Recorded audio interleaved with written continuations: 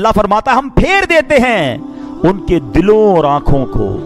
حکیم الامت مفتی احمد یار خان نعیمی رحمۃ اللہ تعالی علیہ یہ آیت ذکر کرنے کے بعد فرماتے ہیں کہ وہ دل بگڑنے کی 3 نشانیاں کیا ہیں. ہمیں کیسے پتہ چلے ہمارا دل بگڑ گیا ہے؟ اب 3 نشانیاں سنو اور ڈر جاؤ. آپ فرماتے ہیں جس کا دل بدل جاتا ہے نا اس کے اندر 3 چیزیں آ جاتی ہیں.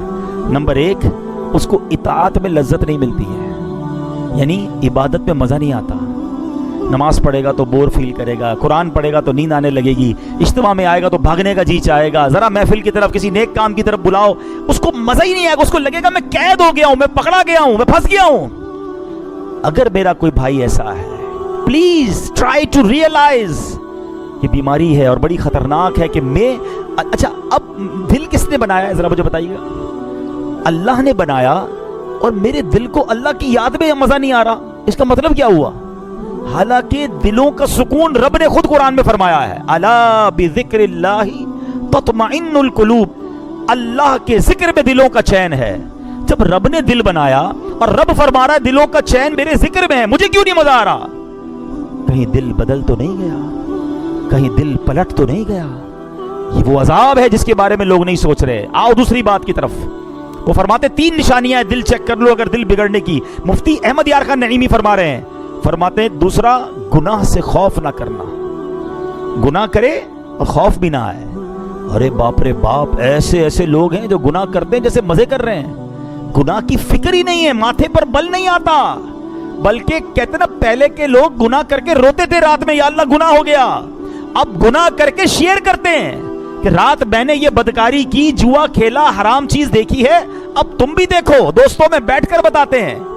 ایک میں نے روایت پڑھی تھی، اتنا دل ہلا دینے والا جملہ تھا کہ کتنا بدبخت ہے وہ شخص جس نے گناہ کیا، اللہ نے اس کے عیب پر پردہ ڈالا، کسی کو پتہ نہیں چلا، مگر وہ خود اپنے دوستوں کو بتاتا ہے کہ میں نے یہ گناہ کیا ہے. رب نے چھپایا اس کا گناہ، مگر اس نے خود آشکار کیا کہ نہیں میں تو یہ بھی حرام کام کرتا ہوں، میری تو فلاں جگہ دوستیاں ہیں، میں تو ادھر جا کے جوا کھیلتا ہوں، معاذ اللہ ادھر نشہ کرتا ہوں. سوچتا نہیں ہے کہ تم کیا کر رہے ہو.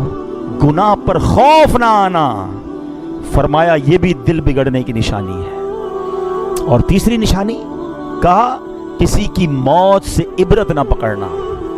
ہائے ہائے ہائے، یہ تو واقعی ایسا معاملہ ہے کہ آئے دن جنازے ہو رہے ہیں، آئے دن ہم قبرستان جاتے ہیں.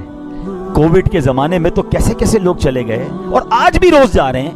ہمارے آس پاس سے جنازے اٹھتے ہیں اور جوان لوگ بعض اوقات چلے جاتے ہیں. ہم حیران ہو جاتے ہیں کہ یار 20 سال 25 سال 30 سال 40 سال کل ٹھیک تھا فوراً چلا گیا. ان جنازوں سے بھی ہمیں عبرت نہیں ہے. قبرستان میں بھی ہم نے دیکھا، آپ نے بھی دیکھا ہوگا، لوگ قبرستان جا کر بھی ہنسی مذاق کر رہے ہوتے ہیں. شب برات میں گئے ہوں گے قبرستان، وہاں بھی موبائل سب چل رہے ہیں، کوئی ٹینشن ہی نہیں ہے. حالانکہ یہ نہیں سوچتے کہ ساری قبریں کل مجھے بھی کسی قبر میں آنا ہے. جاؤ نا رات کو 3 بجے قبرستان، جو شب برات تو چلے گئے تھے، ابھی ذرا جا کے دکھائیں. نہیں رات کو قبرستان جانے میں خوف آئے گا، اکیلے کیسے گریو یارڈ میں جاؤں گا. آج تمہیں زندہ ہو کر قبرستان جانے میں خوف آ رہا ہے، 4 دوست بھی ساتھ لے جاؤ. جب یہی دوست کاندھے پر اٹھا کر قبر میں ڈال آئیں گے تب خوف نہیں آئے گا؟ تب کی تیاری کب کرو گے؟ میں دوبارہ ریپیٹ کرتا ہوں یہ تینوں باتیں کہ وہ 3 سبب جو دل بگڑنے کی نشانیاں ہیں کہ دل کسی کا الٹ دیا جائے. وہ کیا ہے؟ فرمایا اطاعت میں یعنی عبادت میں لذت کو نہ آنا. نمبر 2 گناہ سے خوف نہ کرنا. اور نمبر 3 کسی کی موت سے عبرت نہ پکڑنا. سوچ لو اگر ایسا ہے نا میرے ساتھ تو اب ٹائم آ گیا ہے سر جھکانے کا، ٹائم آ گیا معافی مانگنے کا. ورنہ کہیں بگڑے دل کے ساتھ دنیا سے چلا گیا نا پھر تو مارا جاؤں گا. اگر عبادت میں دل نہیں لگ رہا تو اللہ سے ہی مانگو. اللہم اعنی علی ذکرک و شکرک و حسن عبادتک. اللہ میری مدد کر. اللہ سے ہی مدد مانگ رہے ہیں کہ میں تیرا ذکر کروں، تیرا شکر کروں، تیری اچھی عبادت کروں. ہم اللہ سے مدد مانگے نا، یا اللہ میں تیری عبادت کرنا چاہتا ہوں، میرا دل نہیں لگ رہا ہے. مانگو نا اس سے. لیکن اگر یہ فیلنگز ہیں کہ دل نہیں لگ رہا تو اب توبہ کا وقت زیادہ آ گیا ہے. معافی مانگو اللہ سے. میں کتنا بد نصیب ہوں کہ اللہ کے گھر میں آتا ہوں اور چین نہیں آتا، حالانکہ یہ ہے ہی چین کی جگہ، یہ ہے ہی سکون کی جگہ. تو اللہ سے مدد مانگو. شیطان کا ایک اور وار، یار تیرا دل تو لگتا نہیں نماز میں، مزہ تو آتا نہیں اچھی باتوں میں، تلاوت کرتا ہے تو نیند آنے لگتی ہے، چھوڑ دے پھر فائدہ کیا. ہاں یہ مت کرنا. کہ شیطان تمہیں بہکائے جو تھوڑا بہت کر رہے ہو اگر وہ بھی چھوڑ کر چلے گئے تو پھر تو گئے نا, پھر تو آؤ گے کیسے واپس. میں اس کا آپ کو سولوشن بتاتا ہوں. سولوشن یہ ہے کہ جس کو نماز میں دل نہیں لگ رہا, تلاوت میں دل نہیں لگ رہا, اچھے کاموں میں دل نہیں لگ رہا نا, وہ کیا کرے. اس کو میں دنیاوی اگزامپل کے ذریعے سمجھاتا ہوں. مثال کے طور پہ کسی کو بخار ہو جائے تو کیا ہوتا ہے, منہ کڑوا ہو جاتا ہے نا. آپ نے دیکھا ہوگا جس کو بخار ہو اس کو کھانا اچھا نہیں لگتا ہے, ایون گھر والے بھی اچھے نہیں لگتے, دوست بھی اچھے نہیں لگتے, کیونکہ طبیعت خراب ہے. مگر جب آپ کو بخار ہوتا ہے, منہ کڑوا ہوتا ہے, آپ کھانا چھوڑ دیتے ہیں؟ نہیں. آپ کیا کہتے ہیں, یار ابھی طبیعت خراب ہے, 3-4 دن رہے گی, کھانا کھاؤ جیسا بھی لگ رہا ہے, تھوڑے دنوں کے بعد جب میری طبیعت ٹھیک ہو جائے گی تو کھانا بھی اچھا لگنے لگے گا, فیملی بھی اچھی لگنے لگے گی, ماحول بھی اچھا لگنے لگے گا. ایسا ہی ہے نا, کیونکہ ہمیں یہ پتا ہے جب بھی بخار آئے گا, بیمار ہوں گے تو چند دنوں کے لیے سب چیزیں بری لگ رہی ہیں. بالکل ایسے ہی جب کوئی گناہوں کا بیمار ہو جاتا ہے نا تو اس کو نیکیوں میں مزہ نہیں آ رہا ہوتا, تلاوت میں مزہ نہیں آ رہا ہوتا. جب آپ کو ایسی فیلنگ آئے نا کہ یار مجھے نماز میں, روزے میں, تلاوت میں, ذکر میں, محفل میں, اجتماع میں, مسجد میں مزہ نہیں آ رہا, فوراً ریئلائز کر لو کہ یار بیمار ہو گیا ہوں. اب کیا کرنا ہے, عبادت نہیں چھوڑنی ہے, توبہ بھی کرنی ہے, استغفار بھی کرنا ہے, معافی بھی مانگنی اور آتے رہنا ہے. ہوگا کیا کہ چند دنوں کے بعد جب یہ دل سے گناہوں کا ورق ہٹے گا نا تو سجدوں کی لذت آنا شروع ہو جائے گی, عبادت میں دل لگنا شروع ہو جائے گا, تلاوت کا نور ملنا شروع ہو جائے گا. کیونکہ وہ بیماری کے دن چلے جائیں گے. اب بیماری بھی رہوں اور دوائی بھی نہ لوں تو بیماری تو اور بڑھ جائے گی نا. کچھ لوگ اس لیے بھاگ جاتے ہیں, یار میں مسجد میں جاتا ہوں مزہ نہیں آتا, ارے اب تو اور مسجد میں جانا ہے, قرآن پڑھتا ہوں دل نہیں لگتا, ارے اب تو اور قرآن پڑھنا ہے, میں ذکر کرتا ہوں مجھے نیند آنے لگتی ہے, ارے اب اور ذکر کرنا ہے کیونکہ دل بیمار ہو گیا ہے, مجھے اس بیمار دل کو صاف کرنا ہے. اگر یہ بیماری بڑھ گئی تو کہیں ایمان ہاتھ سے نہ چلا جائے. یاد رکھیے علماء فرماتے ہیں کہ ایمان جانے کا ایک سبب یہ بھی لکھا کہ بندہ گناہ کرتا رہتا ہے, گناہ کرتا رہتا ہے یہاں تک کہ دل سخت ہو جاتا ہے اور آخری وقت بندے کا ایمان بھی چھن لیا جاتا ہے. دل سخت مت ہونے دینا, دل کالا مت ہونے دینا, دل بگڑنے مت دینا. اگر فیل ہو رہا ہے نا کہ یار دیر از سم تھنگ رانگ, آج ہمیں پتا چلے کہ یار میری زبان میں اچانک لکنت آ رہی ہے, پیر صحیح چل نہیں رہا ہے, ہاتھ میں کپ کپاہٹ آ رہی ہے, آنکھیں دیکھ نہیں رہی ہیں, کان صحیح سن نہیں رہا, تو ہم چھوڑتے نہیں ہیں اس کو. ارے کوئی بات نہیں, پیر نہیں چل رہا, ایک تو چل رہا ہے نا, فوراً ڈاکٹر کے پاس, فوراً کلینک. یار اچانک کیا ہو گیا, مجھے دکھائی نہیں دے رہا, مجھے سنائی نہیں دے رہا, میرا پیر سیدھا نہیں ہو رہا. فوراً جسم میں جہاں گڑبڑ ہوئی ہم نے ڈاکٹر کو, لیبارٹری کو پکڑ لیا. ارے جب تمہارے ایمان کے معاملے میں, تمہاری عبادت کے معاملے میں گڑبڑ شروع ہو گئی ہے, تمہیں نماز میں دل نہیں لگ رہا, تمہارا تلاوت میں دل نہیں لگ رہا, تمہارا سجدوں میں دل نہیں لگ رہا, تم دعا کے لیے ہاتھ اٹھاتے ہو, آنسو نہیں بہ رہے, تمہیں یاد مدینہ نہیں تڑپا رہی, سمجھ لو میں بیمار ہو گیا ہوں. اب مسجد چھوڑ کر مت جانا, اب اللہ کی بارگاہ میں سر جھکا دینا کہ مولا بیمار بن گیا ہوں, مولا گناہوں نے ورق چڑھا دیا ہے, دل سیاہ ہونے لگ گیا ہے, اے اللہ دل بگڑنے لگ گیا ہے, کریم کریم مدد کر. اللہم اعنی علی ذکرک و شکرک و حسن عبادتک. مانگو نا اپنے رب سے, وہ کریم ہے, وہ تمہارا دل صاف کر دے گا, وہ تمہارے دل سے یہ گناہوں کی عادت چھڑا دے گا. بس فکر رکھنا کہ دل بدل نہ جائے, اور موت کسی کی سن کر بھی تمہیں عبرت نہیں آتی تو سمجھ لو دل بگڑ گیا ہے. ارے پہلے کے لوگ پتہ ہے کیسے ہوتے تھے. آج مجھے اور آپ کو کسی کے جنازے میں جانا ہو نا تو بڑا آسان ہے ڈھونڈنا, یار اس کا بیٹا کون ہے, اس کا بھائی کون ہے, کیونکہ ایک بندہ ہوگا جو یا تو رو رہا ہوگا یا بڑا افسردہ ہوگا اور سارے لوگ اس سے مل رہے ہوں گے. ایسا ہی ہے نا, پہلے ایسا نہیں تھا. پہلے کے زمانے میں ڈھونڈنا مشکل تھا کہ میت کا رشتہ دار کون ہے. کیوں؟ سبھی رو رہے ہوتے تھے, جنازے میں سب رو رہے ہوتے تھے. اس لیے نہیں کہ میت سے پیار ہوتا تھا, اس لیے کہ سب کو اپنی موت یاد آ رہی ہوتی تھی, سب کو یہ خیال آ رہا ہوتا تھا آج یہ گیا ہے, کل میری باری ہے, آج میں نے اس کو قبر میں اتارا ہے, کل مجھے اتاریں گے. مسجد میں ایئر کنڈیشن چل رہا ہے, کتنے مزے سے ہم بیٹھے ہیں, تھوڑی دیر لائٹ چلی جائے نا 10-15 منٹ کے بعد ہم نہیں بیٹھ سکیں گے, گرمی ہونے لگے گی. یہ میری اور آپ کی اوقات ہے. کبھی ہم نے سوچا کہ قبر کی گرمی کیسے برداشت ہوگی. ایک سوراخ نہیں چھوڑتے دوست, کہتے یار یہ سوراخ ہے اس میں بھی مٹی ڈال دو بھائی, قبر میں ایک سوراخ کو بھی بند کرو. ہاں, جس سے رب راضی ہوا اس کی قبر میں بھی رونق ہی رونق ہوگی, اس کی قبر جنت کا باغ بنے گی. فرمایا اتنی وسیع ہو جائے گی جدھر تک نظر جائے گی ادھر تک قبر وسیع ہو جائے گی. تو گزارو ایسی زندگی کہ قبر بھی روشن ہو جائے. اے میرے پیارے اسلامی بھائیو, اللہ ناراض ہوتا ہے تو کیسا غضب ہوتا ہے. ایک واقعہ میں آپ کو سناتا ہوں, اللہ اکبر. ایسا واقعہ ہے کہ ہلا دیا نا جس نے. حضرت منصور بن عمار रहमतुल्लाह तआला फरमाते हैं, मेरा एक दीनी भाई था, मुझसे बड़ी अकीदत रखता था, मेरी निगाह में तो बड़ा इबादत गुजार भी था क्योंकि तहज्जुद भी पढ़ता था, खौफ खुदा से रोने वाला भी था। एक मरतबा मुझे खबर मिली कि वो मेरा दीनी भाई बीमार हो गया है। मैं उसके पास गया और देखा कि वो बहुत कमज़ोर हो चुका है, घर के दरमियान लेटा है, चेहरा उसका काला हो गया है, आंखें उसकी नीली हो गई हैं। मैंने कहा भाई ला इलाहा इल्लल्लाह की कसरत करो। तो उसने अपनी आंखें खोली, बड़ी मुश्किल से मेरी तरफ देखा, फिर बेहोश हो गया। मैंने दोबारा उसे कहा ला इलाहा इल्लल्लाह पढ़ो, आंखें खोली, मुझे देखा, फिर दोबारा आंखें बंद कर ली। अब मैंने सख्ती से उसको कहा कि ला इलाहा इल्लल्लाह पढ़ो, कलमा पढ़ो, मैं ना तुझे गुस्ल दूंगा, ना तुझे कफन पहनाऊंगा, ना तेरा जनाजा पढ़ूंगा, क्योंकि वो बहुत क्लोज था आपसे। तो बंदा पता क्या कहता है, कहता हुजूर मेरे और कलमे के दरमियान रुकावट खड़ी कर दी गई है। मैंने कहा ला हौला वला कुव्वता इल्ला बिल्लाह, तेरी नमाजें किधर गई, कहां गए रोजे, वो तहज्जुद, वो रातों की दुआएं किधर गई? तो वो कहता है ए मंसूर, मैं ये सारे काम तो करता था मगर अल्लाह की रजा के लिए नहीं करता था, मैं लोगों को दिखाने के लिए करता था। मुझे तहज्जुद गुजार कहा जाए, मुझे इबादत गुजार कहा जाए, मुझे नेकूकार कहा जाए, मैं लोगों के लिए करता था। तन्हाई में जब होता था ना, अकेले में, तो दरवाज़ा बंद करता था तो खूब गुनाह करता था, शराब पीता था, बेहयाई करता था, बदकारियां करता था। एक बार जब मैंने बहुत नाफरमानी की तो मैं बहुत बीमार हो गया, मुझे अपने बचने की उम्मीद नहीं रही। मैंने कुरान खोला, अल्लाह से माफ़ी मांगी, या अल्लाह माफ़ कर दे, बहुत रोया, पढ़ते पढ़ते अल्लाह से माफ़ी मांगी, अल्लाह करीम ने मुझे शिफा दे दी। मैं फिर गुनाह में पड़ गया, फिर शैतान के पीछे चल पड़ा, थोड़े अरसे बाद फिर बीमार हुआ, डॉक्टरों ने कहा नहीं बचेगा। मैंने फिर कुरान उठाया, रोते रोते फिर अल्लाह से दुआ मांगी, अल्लाह कुरान के सदके बख्श दे। अल्लाह ने फिर करम किया, मुझे शिफा नसीब हो गई। ए मंसूर में फिर बाज नहीं आया, जब शिफा मिलती थी तो गुनाह करता था, बीमार होता था तो तौबा करता था। तीसरी बार मैं फिर गुनाहों में पड़ गया, बड़े गुनाह किए।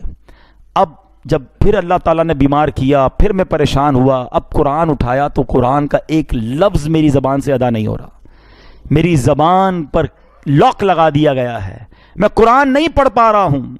अल्लाह की बारगाह में मैंने कहा या अल्लाह तू मुझसे सख्त नाराज़ है, अल्लाह मुझे माफ़ कर दे। कहता है मंसूर मुझे गैब से आवाज़ आई कि जब तू बीमार होता है तो तौबा करता है, जब तंदुरुस्त हो जाता है तो गुनाह करने लग जाता है, जब तकलीफ में मुब्तला होता है तो अल्लाह को याद करता है, रोता है, और जब अल्लाह पाक तुझे नजात देता है तो फिर गुनाहों में पड़ जाता है। क्या तुझे मौत का खौफ ना था? तू अकल रखता है, समझ रखता है, फिर भी गफलत में पड़ा रहा। तूने कितनी बार अल्लाह से वादा किया मगर हर बार तूने वादे को तोड़ दिया। हजरत मंसूर कहते हैं वो बताता जा रहा था, रोता जा रहा था, और जब कहते मैं तो उसके पास से उठकर चल गया कि अब इस बंदे का और क्या हो सकता है। मैं जैसे ही दरवाजे के बाहर निकला उस बंदे का बगैर कलमा पढ़े इंतकाल हो गया। अब सच बताओ हमारा हाल क्या है? मुश्किल आए, कई लोग मस्जिद में दिखते हैं, हाथ में तस्बीह होती है, सर पर टोपी होती है, को क्या हुआ यार बस कर्जा बहुत बड़ा हो गया है, नौकरी छूट गई है, घर वाले बीमार हैं, वालिद हॉस्पिटल में हैं, अल्लाह याद आ गया है, मस्जिद याद आ गई है। जिधर वो मसला हल हुआ, जिधर वो प्रॉब्लम खत्म हुई, बंदा ही भाग गया मस्जिद से दूर। क्या इसलिए अल्लाह की इबादत है? अल्लाह तुम्हें इसलिए याद आता है कि जब मुश्किल आए तो रब याद आया, और अल्लाह ने आसानी दी तो उसी की नाराजगी वाले काम मत करो मेरे प्यारे इस्लामी भाइयों। ऐसा खुशी में भी रब के साथ रब की रहमत को पुकारते रहो, इबादत करते रहो, और अगर कोई तकलीफ और कोई आजमाइश आ जाए फिर भी हम अल्लाह का दर छोड़ के किधर जाएंगे? उस करीम के सिवा हमारा कौन है? वो नाराज हो गया तो मारे जाएंगे। आओ मेरे प्यारे इस्लामी भाइयों, सच्ची तौबा कर लो, अल्लाह की बारगाह में सर झुका दो।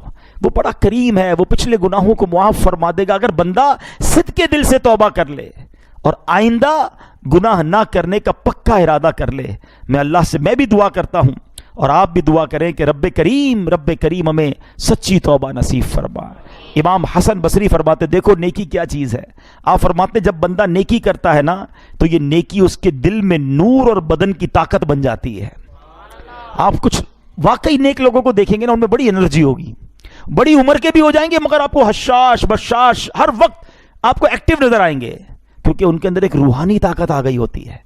आज के दौर में देखना है तो 73 इयर्स की एज है मेरे पीरो मुर्शिद को देख लो, जवान थक जाते हैं वो नेकी कर रहे होते हैं। ये क्या है? वो कहते हैं ना मौसीकी रूह की ग़िज़ा है, नहीं, ज़िक्रुल्लाह रूह की ग़िज़ा है। तुम अल्लाह की इबादत करो, अल्लाह तुम्हारे दिल को बदन को तवाना कर देगा। इमाम हसन बसरी फरमाते हैं کہ جو نیکی کرتا ہے تو یہ نیکی اس کے دل میں نور اور بدن کی طاقت بن جاتی ہے، اور جب بندہ گناہ کرتا ہے تو یہ گناہ اس کے دل میں اندھیرا کرتا ہے اور بدن کو کمزور کر دیتا ہے۔ آپ کو کئی جوان ملیں گے جو بالکل لاغر سے ہر وقت تھکے تھکے سے نظر آئیں گے، دیکھو کہ کہیں نیکی سے دور تو نہیں ہو گئے۔ تم نیکی کرو، اللہ تمہیں روحانی طاقت عطا فرما دے گا۔ کہ دو مسلمان ملیں، سلام کریں، ہاتھ ملائیں، درود پاک پڑھیں، دونوں کے گناہ معاف ہو جاتے ہیں۔ اللہ کرے کہ ہم سلام کو عام کریں۔ یہ سلام کو عام کرنا خود ایک ایسا عمل ہے کہ جس سے تکبر دل سے دور ہوتا ہے، محبت بڑھتی ہے، پیار بڑھتا ہے۔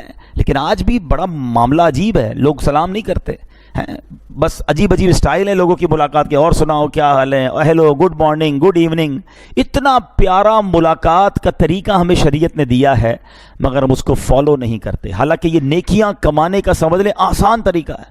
السلام علیکم ورحمۃ اللہ وبرکاتہ اگر کوئی کہتا ہے تو سبحان اللہ، اس کو ایک روایت کے مطابق 30 نیکیاں مل جاتی ہیں۔ ایک روایت کے مطابق دو مسلمان آپس میں ملتے ہیں، ان پر 100 رحمتیں نازل ہوتی ہیں، جو سلام میں پہل کرتا ہے اس کو 90 مل جاتی ہیں۔ یعنی فری میں نیکیاں کما رہے ہیں آپ، لیکن پھر بھی شاید روز 100 بندوں سے ملتے ہیں مگر سلام نہیں کرتے۔ چلیں آج سے نیت کر لیں انشاءاللہ کہ سلام بھی کریں گے اور سلام میں پہل بھی کریں گے۔ پہلے میں سلام کروں، وہ سلام کرے اس سے پہلے میں کر لوں، اس کا ثواب زیادہ ہے، اس سے دل صاف ہوتا ہے، تکبر دور ہوتا ہے۔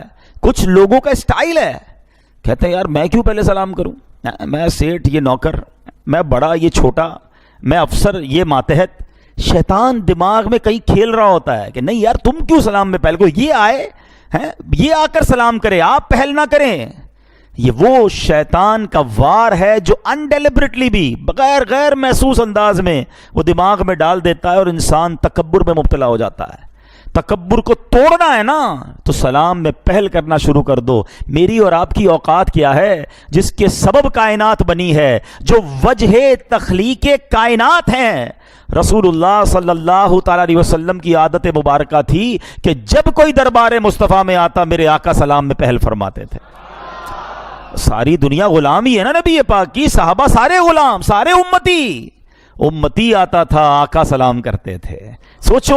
اور پھر ایک اور خوبصورت بات بتاؤں کہ صحابہ کرام کے بارے میں آتا ہے، کبھی کبھی صحابہ کرام سوچتے کہ یار جب جاتے ہیں نبی پاک کی سلام میں پہل فرماتے ہیں، آج ہم جائیں گے اور آج ہم پہل کر دیں گے۔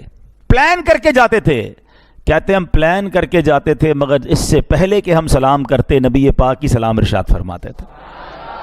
اور ایمان افروز بات سننی ہے اور ایمان تازہ کر دوں آپ کا؟ ہاں مزہ آ جائے تو شکرانے میں 3 دن مدنی قافلے کی نیت کر لینا۔ ہاں ایسی بات کرنے جا رہا ہوں کہ انشاءاللہ کہتے ہیں نا مزہ نہ آئے تو پیسے واپس۔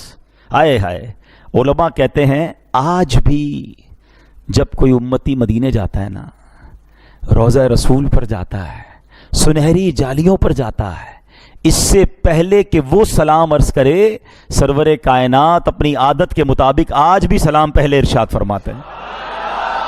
آئے ہائے، یہ ہے مدینہ۔ کیوں نہ ترسے ہم مدینے جانے کو، کیوں نہ جائیں روضہ رسول پر؟ ارے جہاں سرکار خود سلامتی کی دعا دے دیں امتی کے تو وارے نیارے ہو جائیں گے نا۔ مگر یہاں ہمارے لیے بڑی جس کو کہتے ہیں نا چوٹ ہے کہ وہ کونین کے والی ہو کر سارے غلاموں کو سلام میں پہل کریں اور ہم امتی ہو کر گناہ گار ہو کر سلام میں سستی کریں۔ آؤ نیت کر لو، انشاءاللہ جس کو جانتے ہیں جس کو نہیں جانتے سب کو انشاءاللہ سلام کریں گے انشاءاللہ، اور سلام میں پہل بھی کریں گے انشاءاللہ۔ اب ذرا سلام سیکھ بھی لو، یہ بھی بڑا پرابلم ہے، سلام کرنا بھی نہیں آتا۔ ہاں سلام کی تلفظ ہی ٹھیک نہیں ہے، السلام علیکم، السلام علیکم، یہ سلام نہیں ہے، بلکہ بعض اوقات تو اس کے میننگ ہی آؤٹ ہو جاتے ہیں۔ سلام کیا ہے؟ السلام علیکم ورحمۃ اللہ وبرکاتہ، مل کر پڑھ لو۔ جواب کیا ہے؟ وعلیکم السلام ورحمۃ اللہ وبرکاتہ، دوہرا لیں۔ ماشاءاللہ۔ اچھا اب اس کے آگے اور کچھ نہیں ہے۔ اب کچھ لوگ یا تو سلام کرتے نہیں، اور کرتے تو اتنا لمبا کرتے ہیں، جنت المقام، دوزخ الحرام، پتہ نہیں کیا کیا آگے ملا رہے ہوتے ہیں۔ وہ جتنا کرنا ہے اتنا ہی کر لو بھائی، جو شریعت نے حکم دیا ہے۔ اور بہت ساری چیزیں پڑھنے والی، درود شریف پڑھو نا، ملاقات کر کے درود شریف پڑھیں، تو جتنا ہمیں بتایا گیا ہے اس کے بعد ایڈیشن نہ کریں۔ تو انشاءاللہ میں بھی نیت کروں، آپ بھی نیت کریں، سلام کو بھی عام کریں گے اور کثرت سے درود پاک بھی پڑھیں گے انشاءاللہ۔ رب کے پیارے کلام قرآن مجید فرقان حمید میں بڑے کمال کے اور بڑے عبرت انگیز واقعات ہیں. ہلا دیتے ہیں. اگر بندہ غور سے پڑھے تو پتہ چلتا ہے کہ پچھلی قوموں نے کیا کیا مسٹیکس کی, کیا کیا غلطیاں کی, اور ان غلطیوں پر ان پر کیسے کیسے عذاب آئے, ان کو کیا کیا پنشمنٹس ہوئیں. اچھا, یہاں ایک بڑی لطیف سی بڑی خوبصورت سی بات ہے, اشارہ دے دیتا ہوں تاکہ مزید انشاءاللہ پھر آگے چلتے ہیں, کہ سرکار علیہ الصلوۃ والسلام کی امت جو ہے وہ سب سے آخر میں دنیا میں آئی. حالانکہ سب سے اول, سب سے افضل, سب سے اعلیٰ نبی پاک علیہ الصلوۃ والسلام ہیں, آئے سب سے آخر میں اور امت بھی سب سے آخر میں آئی. اس کی ریزن کیا ہے؟ علماء نے بڑی حکمتیں بیان کی ہیں, مگر ایک بڑی خوبصورت حکمت ہے. دیکھیں, پچھلی جتنی قومیں ہیں ان کی غلطیاں, ان کی مسٹیکس ہم تک پہنچ گئیں. ہم گواہ ہیں کیونکہ قرآن میں موجود ہے. حضرت نوح علیہ السلام کی قوم, حضرت ابراہیم علیہ السلام کی قوم, حضرت شعیب علیہ السلام کی قوم, حضرت لوط علیہ السلام کی قوم, ان قوموں نے کیا کیا کیا سب قرآن میں موجود, ہمیں پتہ چل گیا. ہمارے بعد کوئی امت نہیں ہے.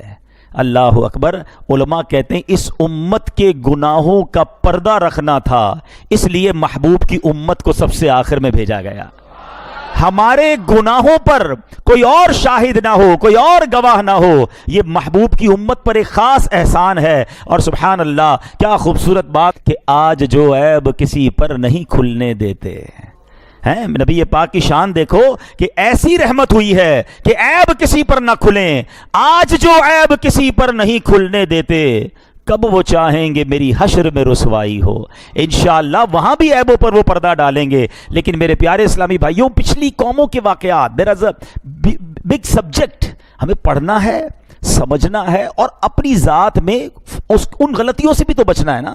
پچھلے لوگوں کی مسٹیکس جان کر, اس پنشمنٹ کو جان کر مجھے اور آپ کو بچنا ہے. آج ایک ایسی قوم کا واقعہ, اور ایسا واقعہ, پنشمنٹ ایسی دی گئی کہ کائنات میں کسی کو ایسی پنشمنٹ نہیں ملی. کئی قوموں پر الگ الگ عذاب آئے, آندھی آئی, آگ کا عذاب آیا, جناب ان کے درمیان جو ہے وہ پانی خون بن گیا, اور بڑے عذاب آئے, طوفان کا عذاب آیا. مگر یہ ایسی قوم تھی کہ جن کے چہرے ہی بدل دیے گئے, ان کو بندر بنا دیا گیا. انسان, جی ہاں انسان منکی بن گیا.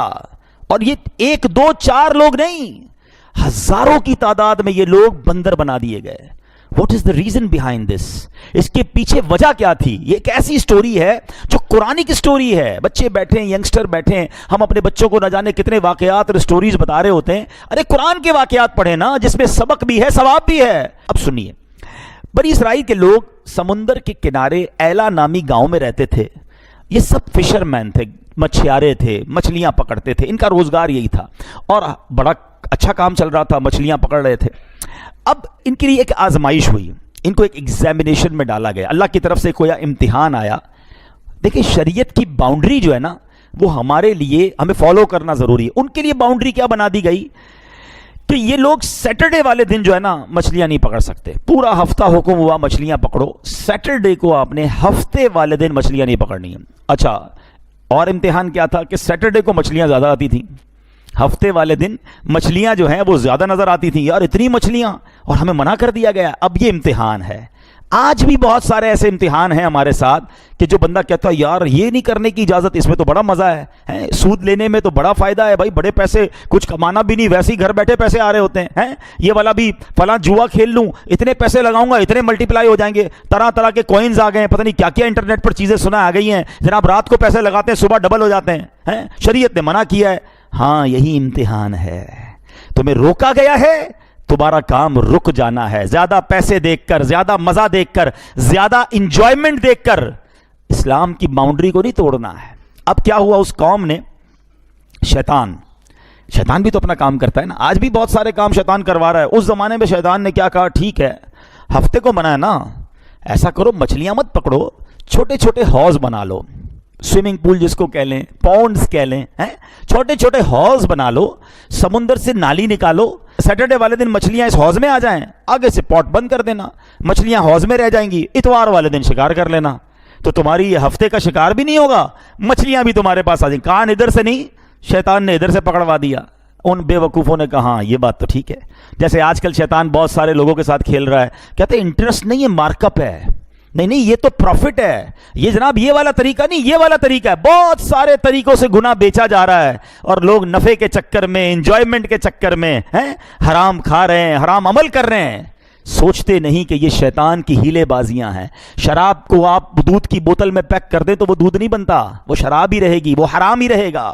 علماء سے پوچھے تو صحیح کہ ضرورت یہ نئی آئٹم آئی ہے، نیا کاروبار آیا ہے، نفع بڑا ہے، لیکن جائز ہے کہ نہیں؟ آج کوئی پوچھنے کے لیے تیار نہیں. آج بندہ کہتا ہے یار راتوں رات امیر بننا ہے بس. یہ نہیں دیکھتے کہ یہ حرام کی روزی میرے گھر میں آ کر تباہی مچا دے گی. اس قوم نے بھی یہی کیا، شیطان کا ہیلا مان لیا. ٹھیک ہے، انہوں نے حوض بنائے اور سیٹرڈے والے دن اس حوض کے اندر پانی آتا، مچھلیاں بھی آتی، حوض کو بند کرتے، اگلے دن پکڑ لیتے. اللہ اکبر. انہیں سمجھایا گیا کہ نہ کرو ایسا، یہ اللہ کی نافرمانی ہے. اللہ کے نبی نے سمجھایا، نہ مانے. اب کیا ہوا، اس قوم میں بائفرکیشن ہو گئی، گروہ بن گئے. ایک گروہ نے کہا ہم تمہاری بات نہیں مانتے، یہ اللہ کی نافرمانی ہے، اللہ نے منع فرمایا تم یہ کام کر رہے ہو. وہ قوم الگ ہو گئی، درمیان میں دیوار بنا دی گئی کہ تم لوگ ادھر رہو. 12,000 لوگ ایک سائیڈ پہ ہو گئے. جن کو سیٹرڈے کو شکار کرنا تھا کچھ لوگ ادھر ہو گئے کہ نہیں ہم یہ نافرمانی نہیں کریں گے. تھوڑے دن ہوئے تو ایک دن ایسا آیا کہ برابر دیوار کے برابر سے کوئی آواز نہیں آ رہی تھی. جب کسی نے چڑھ کر دیکھا تو حیران ہو گیا کہ وہ 12,000 کے 12,000 لوگ بندر بنا دیے گئے تھے. ان کے چہرے مسخ ہو گئے تھے. اور یہ بات قرآن میں موجود ہے. اللہ کریم پارہ نمبر 1 سورہ بقرہ آیت نمبر 65 میں ارشاد فرماتا ہے. رب کریم نے فرمایا وَلَقَدْ عَلِمْتُمُ الَّذِينَ اعْتَدَوْا مِنْكُمْ فِي السَّبْتِ فَقُلْنَا لَهُمْ كُونُوا قِرَدَةً خَاسِئِينَ. اللہ نے فرمایا اور بے شک ضرور تمہیں معلوم ہے تم میں کہ وہ جنہوں نے ہفتے میں سرکشی کی، سیٹرڈے والے دن نافرمانی کی، تو ہم نے ان سے فرمایا کہ ہو جاؤ بندر دھتکارے ہوئے، کونوا قردۃ خاسئین، دھتکارے ہوئے بندر ہو جاؤ. رب کی طرف سے حکم ہوا اور ان کے چہرے ختم، چینج ہو گئے. اچھا اب کیا ہوا؟ اب یہ 12,000 لوگ جب بندر بنے تو ایکچولی یہ رشتہ دار تھے نا، کوئی چاچا تھا، کوئی ماموں تھا، کوئی کزن تھا، کوئی ادھر تھا، کوئی ادھر تھا. اب یہ لوگ پریشان ہو گئے کہ میرا فیملی ممبر کون ہے. دروازہ کھول دیا گیا. یہ سارے بندر، کوئی کسی کے کپڑے جا کر سونگتا تھا، کوئی کسی کے پاس جا کر روتا تھا، کیونکہ بندر کو پتا تھا یہ میرا کزن ہے، کزن کو نہیں پتا چلتا تھا یہ کون ہے. یہ حال رہا ان کا. روایتوں میں آتا ہے 3 دن یہ لوگ زندہ رہے اور اس کے بعد سارے کے سارے مارے گئے، سب دنیا سے چلے گئے. اور یہ واقعہ ہسٹری میں باقی رہ گیا کہ یہ قوم بندر بنا دی گئی بیکاز آف ڈس اوبیڈینسی آف اللہ سبحانہ و تعالی. نافرمانی کی انہوں نے رب تعالیٰ کی. اس زمانے کے نبی نے انہیں سمجھایا تھا مت کرو ایسا، مگر وہ نہیں مانے. اے میرے پیارے اسلامی بھائیوں، یہ ہے اللہ کی نافرمانی کا انجام. آج لوگ کہتے ہیں یار کچھ نہیں ہوتا بھائی. معاذ اللہ شیطان 2 طریقے سے کھیلتا ہے. ایک تو اللہ کی رحمت یاد دلاتا ہے، اللہ معاف کرنے والا ہے، یا بندہ کہتا ہے نہیں یار سبھی کرتے ہیں تو میں کر لوں گا تو کیا ہو جائے گا. یاد رکھو جہاں اللہ رحمان اور رحیم ہے نا، وہ قہار بھی ہے، وہ جبار بھی ہے. اسی نے تو پچھلی قوموں کو عذاب دیے ہیں نا. ہم سارے اگر عذابات کو قرآن میں پڑھتے تو کس کی طرف سے آئے تھے؟ وہ اللہ کی طرف سے آئے نا. تو ہم جو یہ سمجھ بیٹھے ہیں کہ جناب میں جو بھی کر لوں رب معاف کرنے، یقیناً وہ معاف کرنے والا ہے، مگر نافرمانی پر پکڑ فرمانے والا بھی ہے. اور خاص طور پر جس کو کہتے ہیں نا توبہ کی امید پر، یا جس کو کہتے ہیں جری ہو کر گناہ کرنا کہ کچھ نہیں ہوتا، یہ تو مزید اللہ کے غضب کو دعوت دینے والی بات ہے. اللہ اکبر. اللہ کریم قرآن مجید فرقان حمید میں مزید ارشاد فرماتا ہے. اللہ فرماتا ہے تو ہم نے اس بستی کا یہ واقعہ اس کے آگے اور پیچھے والوں کے لیے عبرت کر دیا اور پرہیزگاروں کے لیے نصیحت. یہ قرآن میں واقعات آئے اسی لیے کہ یہ عبرت کے لیے، نصیحت کے لیے، میسج کے لیے. اب ہمارا ایک اور پرابلم ہے، قرآن ہی نہیں پڑھتے. نصیحت تو جب ملے گی نا جب واقعات پڑھیں گے، جب قرآن پڑھیں گے، اس کو انڈرسٹینڈ کریں گے، جب سبق لیں گے. اچھا پڑھتے نہیں ہیں تو بھی دور ہو گئے، اچھا پڑھے ہوئے بھی ہیں تو بھی ہم اس پر نصیحت نہیں کرتے. حالانکہ یہ نافرمانی کتنی بڑی لعنت ہے. سنیے گا حضرت امام حسن بصری رحمۃ اللہ تعالی فرماتے ہیں اے ابن آدم تیری ہلاکت ہو، کیا تو اللہ پاک سے مقابلہ کرنا چاہتا ہے؟ ہاں جس نے اللہ پاک کی نافرمانی کی گویا اس نے اللہ پاک سے جنگ کی. اللہ سے مقابلہ. Anybody have power to fight with اللہ سبحانہ و تعالی؟ کسی کے پاس یہ چانس نہیں ہے. بندہ دیکھیں ایک تو وہ ہے کہ گناہ ہو گیا اور بندہ توبہ کر لے، شرمندہ ہو، اور ایک یہ ہے کہ ڈیلیبریٹلی پلاننگ کے ساتھ بالکل بے فکر ہو کر گناہ کرنا. ایسے بھی لوگ پائے جاتے ہیں کہ گناہ کرنے کے بعد شرمندگی بھی نہیں ہے، اگلے گناہ کی پلاننگ ہے اور سمجھتے کچھ نہیں ہوگا.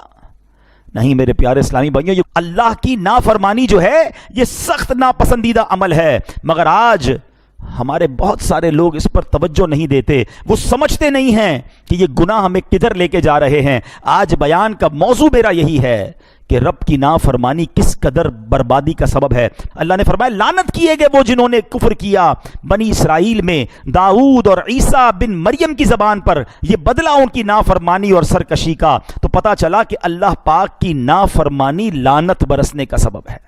لعنت برستی ہے ان لوگوں پر. آپ سنیے گا، یاد رکھیے، حضرت وہب رحمۃ اللہ تعالی سے روایت ہے، اللہ پاک نے انبیاء بنی اسرائیل میں کسی نبی کی طرف وحی فرمائی کہ بندہ جب میری اطاعت کرتا ہے نا، مبارک ہو جو نماز پڑھتے ہیں، مبارک ہو جو روزہ رکھتے ہیں، مبارک ہو جو تلاوت کرتے ہیں، جو اچھے کام کرتے، سنو آپ کو کیا انعام ملتا ہے، چھوڑنا نہیں نیکیاں.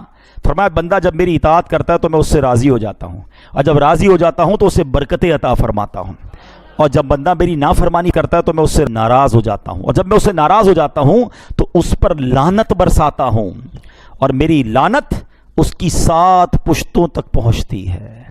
یہ زیادہ خطرناک بات ہے کہ ہمارے برے اعمال، ہماری اللہ کی نافرمانی، یہ ہماری نسلوں کے لیے بھی بہت نقصان دہ ہے. انسان کی نیکی جو ہے وہ اس کی نسلوں کے لیے فائدے کا باعث بنتی ہے. تو اے میرے پیارے اسلامی بھائیوں، بہت گناہ کر لیے، بڑی نافرمانیاں کر لیں، اب اللہ کی رضا والے کام کرنے ہیں اور زندگی ایسے گزارنی ہے جو رب کی نافرمانی میں نہ گزرے. ذرا سوچے نا، پچھلی قوموں میں کیا کیا غلطیاں کی تھیں ہیں. ان کے وہ گناہ کرتے تھے اور اس کے بہانے گھڑ لیتے تھے. سود کو منافع یعنی پروفٹ کہتے تھے، بے حیائی کو جدت کا نام. آج بھی ایسے لوگ ہیں کہتے نہیں جناب یہ تو ماڈرن لائف ہے، حیا پردہ جو ہے وہ دل میں ہونا چاہیے، اور بے پردگی کو فروغ دے رہے ہیں، بے حیائی کو فروغ دے رہے ہیں. کوئی کرتا ہے بے پردگی نہیں ہے جناب، یہ تو فیشن ہے. کبھی سوچیں وہ لوگ کہ تم کس کی نافرمان. موسیقی کو معاذ اللہ روح کی غذا کہتے ہیں. بندے کو کس طرح پروموٹ کر رہے ہیں کہ نہیں کچھ نہیں ہوتا. آپ سوچیں آج لوگوں کو تم منا لو گے، لوگوں کو چکنی چپڑی باتوں میں منا لو گے، نہیں بھائی میں انٹرسٹ کا کام نہیں کرتا، میں تو ذرا ہمارا کوئی اور طریقہ ہے. دنیا کو منا لو گے، اللہ کی بارگاہ میں پیش نہیں ہونا ہے. ادھر کیا جواب دیں گے؟ ذرا سوچئے. گناہ آخر گناہ ہے، اور جب رب ناراض ہوتا ہے تو بندہ برباد ہو جاتا ہے. اچھا اب پچھلی قوموں کے بارے میں آپ کو ایک سمری پیش کرتا ہوں، ذرا غور سے سنیے گا. قوم عاد. آج لوگ کہتے ہیں یار ہمارا بڑا نام ہے، بڑی طاقت ہے، بڑا خاندان ہے، بڑی سورس ہے. میں آپ کو ذرا پچھلی قوموں کی ایک سمری پیش کرتا ہوں، قرآن سے پیش کرتا ہوں. قوم عاد یہ کون سی قوم تھی؟ اتنے لمبے لمبے قد تھے، اوہو بڑے طاقتور. اللہ پاک نے مال و دولت سے بھی بڑا نوازا تھا. حضرت ہود علیہ السلام نے ان کو اللہ کی طرف بلایا، نہیں مانے، گناہوں پر باقی رہے، ضدی تھے. اب کیسا قہر آیا کہ آندھی کا عذاب بھیجا گیا. اتنی خشک اور سخت آندھی تھی کہ زمین سے اکھیڑ دیا گیا، سر کے بل گر جاتے، ٹکڑے ٹکڑے ہو گئے. قوم سمود آئی، یہ فن تعمیر کی ماہر تھی، ان کو بھی بڑی نعمتوں سے اللہ نے نوازا، بڑا مال و دولت تھا. حضرت صالح علیہ السلام نے سمجھایا، اونٹنی بھی پہاڑ سے نکال کے دکھا دی، ایمان نہیں لائے. پھر کیا ہوا؟ شدید زلزلہ آیا، یہ قوم بھی دنیا سے غائب ہو گئی، تباہ و برباد ہو گئی. نمرود کیسا رعب تھا، کیسا دبدبا تھا، تخت و تاج اللہ نے عطا کیا ہے، اتنا بڑا اس کو سلطنت ملی، مگر خدائی کا دعویٰ کرنے لگ گیا، نافرمان ہو گیا. اس کا حال کیا ہوا کہ مچھر کے ذریعے اسے ہلاک و برباد کر دیا گیا. فرعون، اس کی طاقت کا اندازہ کو خدا کہتا تھا اپنے آپ کو، اتنے بڑے بڑے فوجی تھے، اتنا بڑا بڑا لشکر تھا. آج کون ہے جو فرعون کا نام لینے والا ہے؟ میں اور آپ کچھ بھی نہیں ہیں، ہماری کوئی اوقات نہیں ہے. بڑے بڑے کرنوفر والے لوگ آئے ہیں جنہوں نے مقابلہ کیا اللہ سے، ہیں بڑے بے باک تھے، اپنے گناہ پر ڈٹے رہے اور سمجھتے تھے کوئی ہمارا کچھ نہیں بگاڑ سکتا. ان کی داستان بھی باقی نہیں رہی ہے. تو ہمیں سوچنا ہے کہ اگر رب ہم میں سے کسی سے ناراض ہو گیا نا تو پھر دنیا کی کوئی طاقت بچا نہیں سکے گی، کوئی سورس، کوئی عہدہ، کوئی رابطہ، کوئی پیسہ، کوئی سپورٹ. یاد رکھنا جس سے رب راضی اس سے سب راضی. رب ناراض ہو گیا نا پھر ساری دنیا ملا لو اپنے ساتھ، ہاں پھر اللہ کی پکڑ بڑی شدید ہے، اس کا عذاب بڑا شدید ہے. یاد رکھیے میرے پیارے اسلامی بھائیوں، آج جو ہے نا یہ ہم سمجھتے ہیں کہ یہ پہلے کے لوگوں کے ساتھ تو عذاب آتا تھا، ہم پر نہیں آتا. یہ مہربانی ہے نبی پاک علیہ الصلوۃ والسلام کی کہ ہم پر اجتماعی عذاب نہیں آتا. مگر ایک چیز ہو رہی ہے ہمارے ساتھ، وہ کیا ہے؟ جاؤ میں آپ کو بتاتا ہوں. اللہ اکبر. یاد رکھیے گا، علماء فرماتے ہیں کہ پہلے کے لوگوں کے عذاب میں جسم بدل دیے جاتے تھے، ان کے چہرے بدل جاتے تھے. آج اس امت کا عذاب یہ ہے کہ ان کے دل بدل دیے جاتے ہیں.